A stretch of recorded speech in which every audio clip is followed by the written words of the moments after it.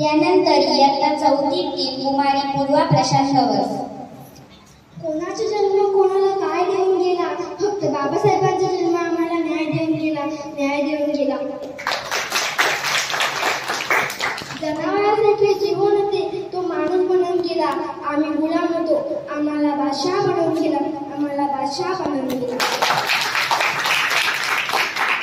सरकारने व्यासपीठावर मान्यवर वंदनीय गुरुजन वर्ग व येथे उपस्थित भीमभूतांनी मानवी हक्काचे वैवाहिक जागतिक दर्जाचे भारतीय अर्थशास्त्रज्ञ, कायदे पंडित, लेखक, समाजसुधारक, राजनीतिज्ञ, स्वतंत्र भारताचे पहिले कायदामंत्री, भारतीय संविधानाचे जनक, दीनदलितांच्या जीवनाला जखडलेल्या गुलामगिरीच्या शृंगाराने तोडणारा महायोद्धा, उपेक्षितांच्या जीवनामध्ये अस्मितेची ज्योत पेटवणारा प्रकाश होईल.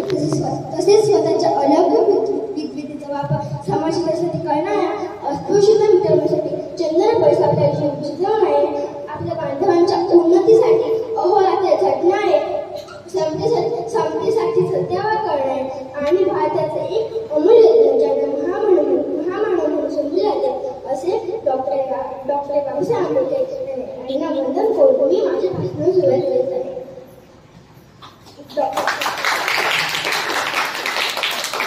डॉक्टर बाबासाहेब आंबेडकर यांचा जन्म 14 एप्रिल 1891 मध्ये मध्य प्रदेशातील महू या गावी झाला. त्यांच्या वडिलांचे नाव रामजी व आईचे नाव भीमाबाई असे होते. भीमरावजी आंबेडकर हे त्यांचे पूर्ण नाव. डॉक्टर बाबासाहेब आंबेडकर लहानपणापासूनच हुशार व महत्वाकांक्षी विचारायचे होते. त्यांना शालेय शिक्षण घेताना अस्पृश्य म्हणून मानव आणि स्वीकारावे लागले, पण ते मुळीच खचले नाही. त्यांनी अस्पृश्य दीनदलितांचा उद्धार हे जीवनाचे अंतिम ध्येय ठेवले. बाबासाहेब ही चौथीची परीक्षा पास झाल्यावर परशुराम गौडजींनी लिहिलेले भगवान बुद्ध चारित्र्य हे पुस्तक वाचण्यास दिले. पुस्तक वाचून बाबासाहेब प्रेरित झाले. त्यांनी आपल्या वडिलांना विचारले की आम्हाला बौद्ध साहित्यांचा परिचय वाचण्यास का दिला नाही, फक्त रामायण महाभारत हेच ग्रंथ वाचण्यास का दिले.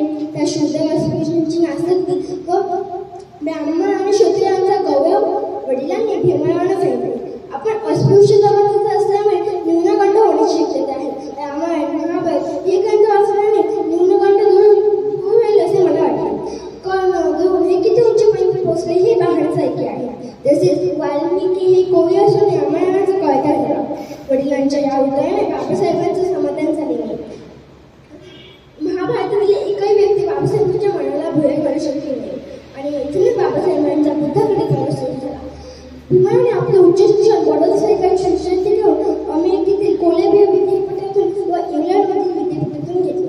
नंतर ते माणादेशी पळले. त्यांनी बांधवांना शिका, संघटित व्हा व संघर्ष करा हा जबरदस्त संदेश दिला. गोरगरीब, दीनदलित, समाजाच्या न्याय व हक्कासाठी अनेक आंदोलने व सत्याग्रह केले.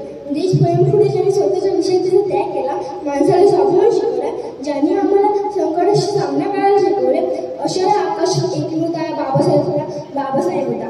असा हा अष्टपैलू व्यक्तिमत्व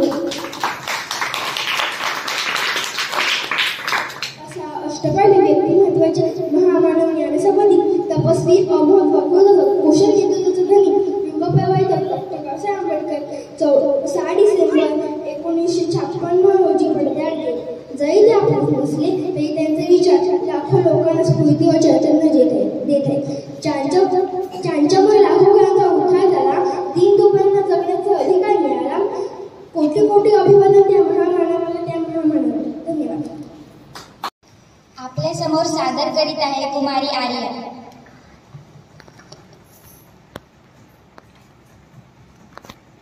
दीनदलितांच्या उद्धारा केले जीवनाचे रान, दीनदलितांच्या उद्धारा केले जीवनाचे रान.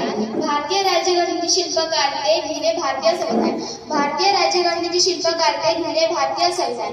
केला 14 अध्यायाचा सत्याग्रह, मनुस्मृतीचे केले दहन, केला 14 अध्यायाचा सत्याग्रह, मनुस्मृतीचे केले दहन. अशा महामानवाला डॉक्टर बाबासाहेब आंबेडकरांना करते मी नमन.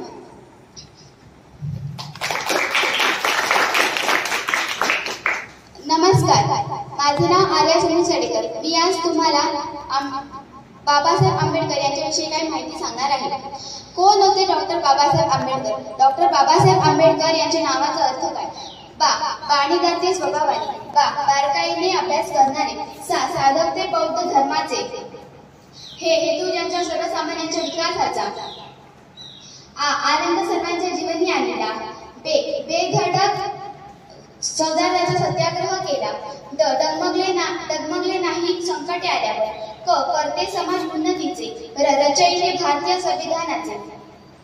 अनेक वर्षात चातुर्वर्ण्य व्यवस्थेच्या नावाखाली अन्याय सहन करणारे समाज बांधव, ज्यांना खायला भाकरी, प्यायला पाणी व चालायला रस्ता सुद्धा मिळणे कठीण होते, अशा दलितांच्या व्यथा जाणून घेऊन त्यांचे अश्रुपूर्ण व त्यांना जगण्याचा अधिकार मिळवून देण्याचे कार्य डॉक्टर बाबासाहेब आंबेडकर यांनी केले.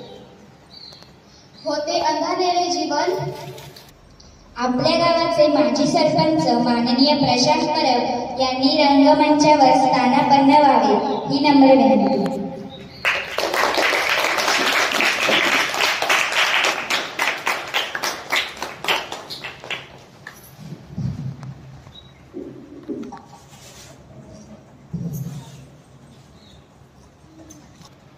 होते अंधारलेले जीवन, दिसत नव्हता प्रकाशाचा किरण.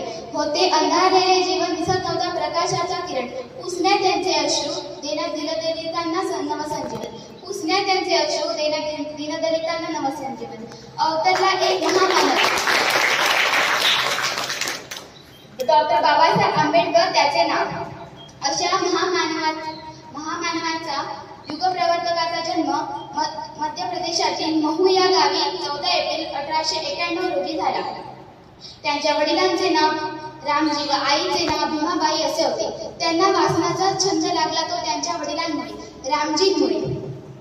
तो वाचनाचा छंद संविधान निर्मितीच्या कार्यात आसमंत ठरला. आपली आवड असल्याने आंबेडकरांनी BA master of science, doctor of science, DLitt अशा अनेक पदव्या संपादन केल्या. मला माणसांच्या सहवासापेक्षा पुस्तकांचा सहवास अधिक आवडतो. शिक्षण हे वाघिणीचे दूध आहे आणि हे जो प्राशन करेल तो वाघासारख्या गुरगुरल्याशिवाय राहणार नाही, असे मौलिक विचार त्यांनी सर्वसामान्यांना दिले. धन्यवाद.